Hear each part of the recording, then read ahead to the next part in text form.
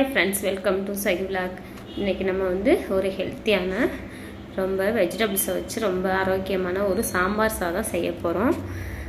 அதுக்கு தேவையானது எல்லா வெஜிடபிள்ஸும் கட் பண்ணி வச்சுருக்கேன். அரிசி பருப்பு ஊற வச்சு வச்சுருக்கேன். புளி கொஞ்சம் ஊற வச்சு வச்சுருக்கேன்.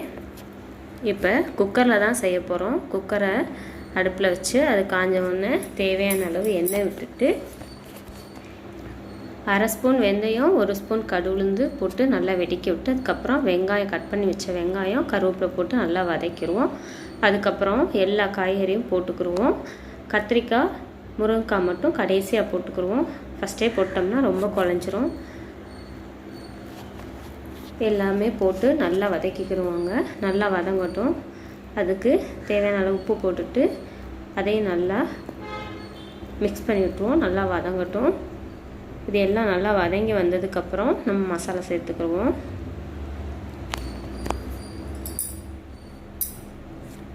இந்த வெஜிடபிள் சேர்த்து சாம்பார் சாதம் செய்கிறது ரொம்பவே அருமையாக இருக்கும்.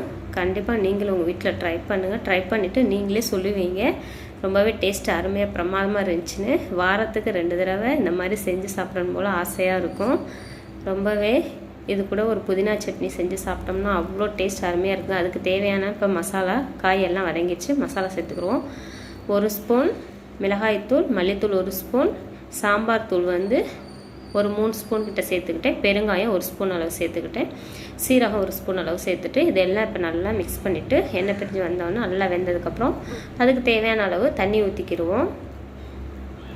இப்போ தண்ணி ஊற்றிட்டு இப்போ அதில் உப்பு, நம்ம சாதத்துக்கு தேவையான உப்பு சேர்த்துட்டு இப்போ அந்த அரிசி பருப்பு எல்லாமே அதில் சேர்த்துருவோம். சேர்த்துட்டு கடைசியாக புளி கொஞ்சம் சேர்த்துக்கிடுவோம். சேர்த்துட்டு கடைசியாக நம்ம மல்லி இலை சேர்த்துக்கிடுவோம். நான் மல்லி இலை சேர்க்காமலே குக்கரை மூடிட்டேன்.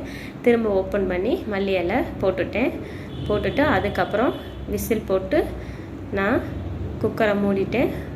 அது ஒரு 3 விசில் வந்ததுக்கப்புறம் நம்ம ஆஃப் பண்ணி எடுத்து பார்த்துக்கலாம்.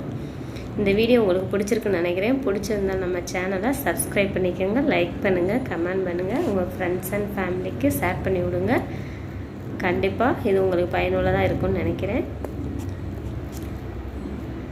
இந்த வீடியோவை பார்த்துட்டு நீங்களும் உங்கள் வீட்டில் ட்ரை பண்ணுங்கள். நல்லாவே 2 விசில் வந்ததுக்கப்புறம் 3 விசில் வந்ததுக்கப்புறம் ஓப்பன் பண்ணி பார்த்தேன். நல்லா சாப்பாடு குழஞ்சி இங்கே பாருங்கள். சுட இந்த சாம்பார் சாதத்தோட ஃப்ரெஷ்ஷாக புதினா மல்லி சட்னி அரைச்சிருந்தேன். இதில் ஹைலைட்டே இந்த புதினா மல்லி சட்னி தாங்க. அவ்வளோ டேஸ்ட் அருமையாக இருந்துச்சுங்க. கண்டிப்பாக இந்த புதினா மல்லி சட்னியோட இந்த சாம்பார் சாதத்தை சாப்பிட்றது எனக்கு ரொம்பவே